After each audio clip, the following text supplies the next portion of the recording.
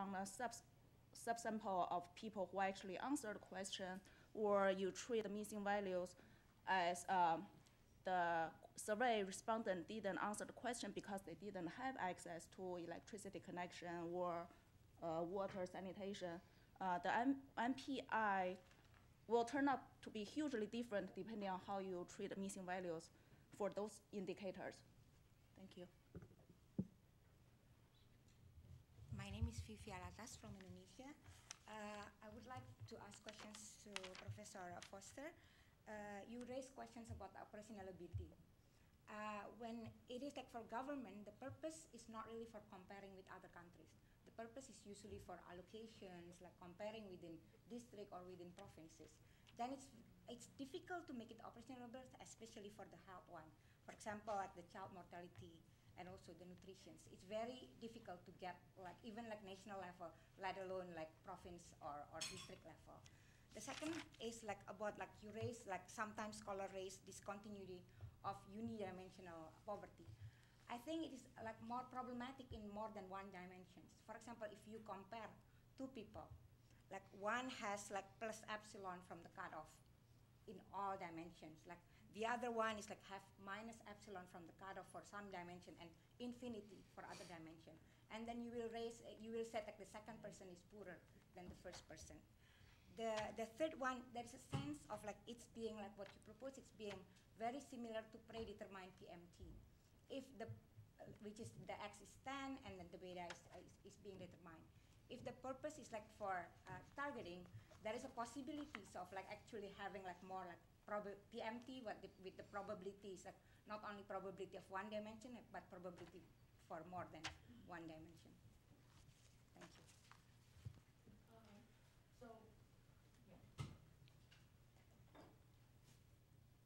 Hi, my name is Jose Cuesta from pre-NPR.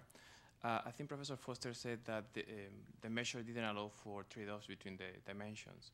I wonder how exactly you do that. I mean, how you avoid those trade-offs. I mean, since you are putting some weights, there are some implicit trade-off at least. And but the point is here is, in a multidimensional poverty measure, is that what you want? I mean, just to know more about these trade-offs and these externalities between dimensions? The last one, John Newman. Yeah, John Newman, South Asia Prem. One question about the decomposition into the different measures. For example, you talk about the relative importance of malnutrition or so on and so forth.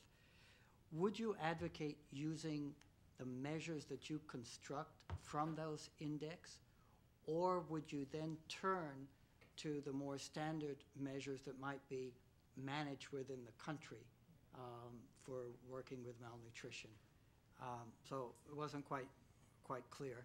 And then second question, following up on your question, when you don't have data on this level of detail for a household survey, would you advocate the sort of small area estimation, creating a poverty map on the multidimensional poverty, which may be complicated because you typically would use measures of deprivations or assets at one level to measure also something at a different level? Have you given some thought to how that might work? Finally, last but not least, as I say.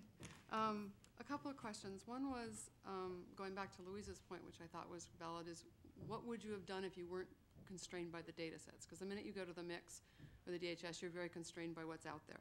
So it'd be nice to know if you had the perfect world, which we don't, but think about it, what would you have put in this? Sabina said something about parsimony is good, but 3 dimensions may not be enough.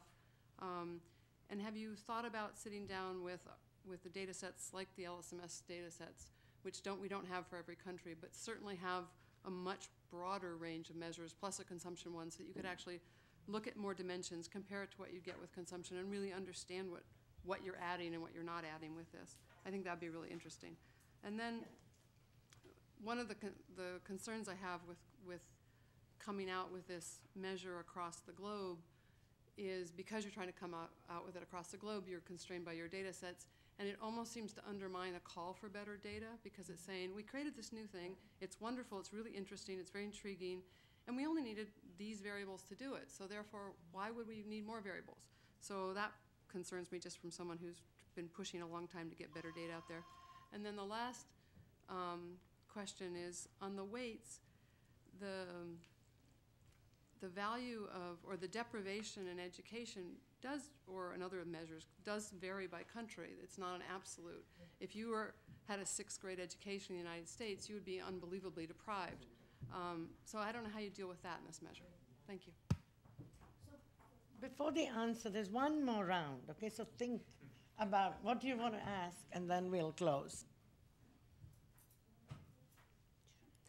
I'll answer, or try to answer the first two, because the other three are for Professor Foster, I believe. And then, okay, regarding these two connect together, the ones that the exercise of creating an international measure, you have doubts and think that maybe it is better to create a national measure, and we think that that is out of question. I mean, of course, we do encourage national measures to be created. Now, I don't agree with the idea that an international measure has no value at all, because there are international standards. What are the MDGs? So there are international standards that for some countries may, of course,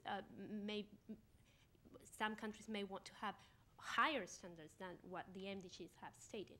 But there is a baseline to look at. So I think the exercise is not totally useless. And I think that the fact that the methodology of Alkire Foster has lots of flexibility is a virtue, not a drawback.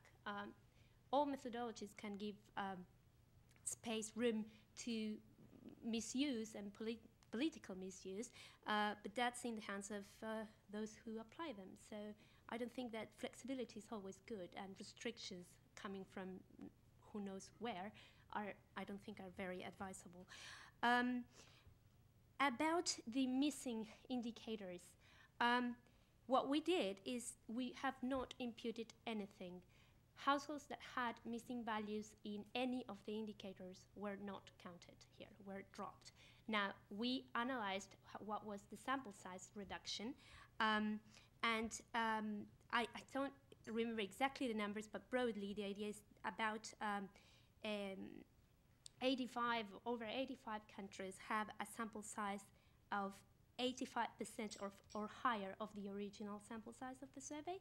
And for those countries that had less than 85% of the sample size, we analyzed whether the households that had a missing value in some indicator were deprived or not in the others. And that's why we have added a footnote in the paper saying whether for some countries the estimates should be interpreted more of as a lower bound estimate or an upper bound estimate. It was just a simple hypothesis test with dividing the group of those households with missing values and non-missing values and the deprivation rates in the variables that we could observe for both.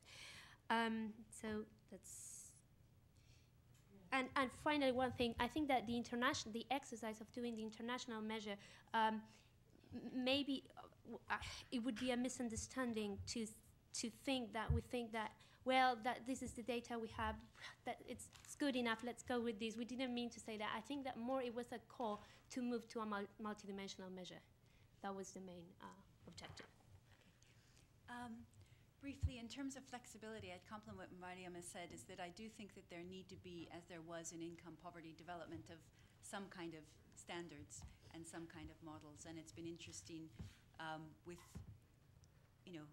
countries looking at Mexico's model and Chile doing something quite similar but tailoring it a little bit. But the value of learning from concrete examples is very high, and so the need to vet those concrete examples to really think them through and think through the grounds of advocating some particular set of deprivations or some particular approach is needed. And so I think it's an open field right now, and it probably will not stay that way. And so there will be some paths that are carved that become sort of patterns for others. But as Mariama said, there's a lot of flexibility in the measure.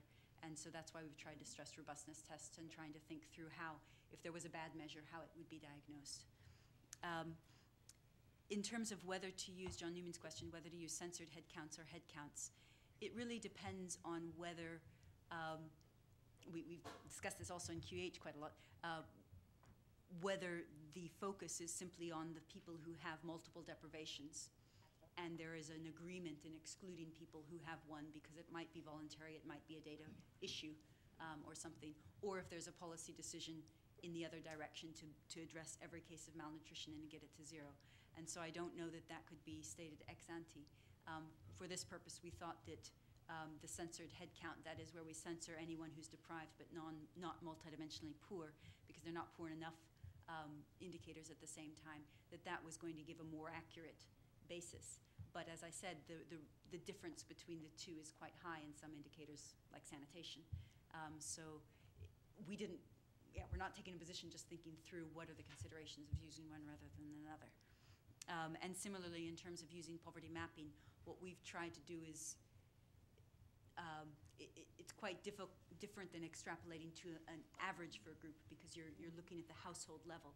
And so if there are regional groups where there's a great deal of uniformity among the regional groups, poverty mapping might be accurate. But if there's scheduled caste and scheduled tribe living alongside, then it may not be accurate.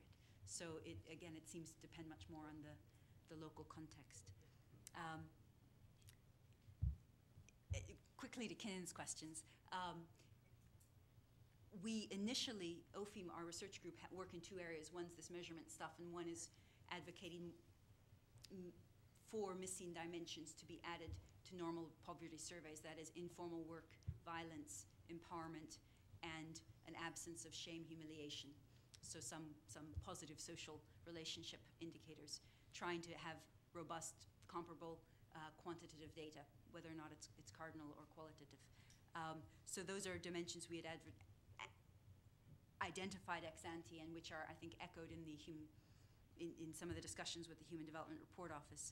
I think now we also recognize that if there need to be indicators for household health, that would be very useful. We looked at LSMS very eagerly initially, and we're not able, and at the harmonized data sets, and we're not able to find health indicators for the household from those.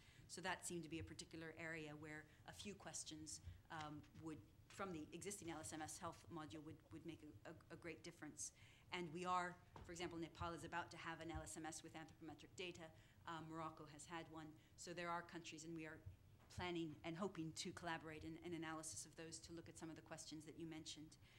And yeah, I'll let you do the others. Hello. Yes.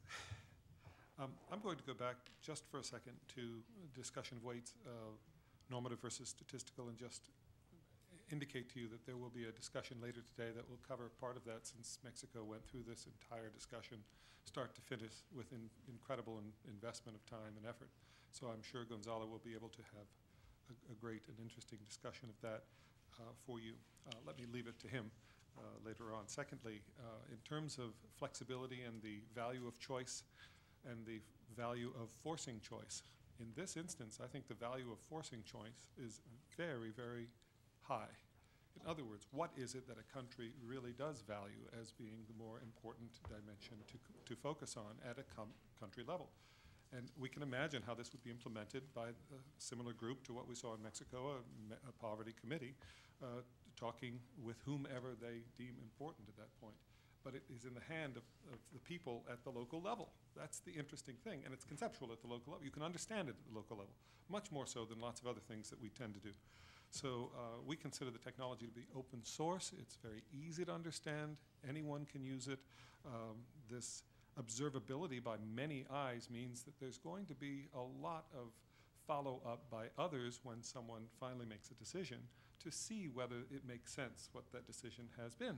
I think this is a very good part of the excitement around real live local governance. So I think it has some really great benefits in that respect.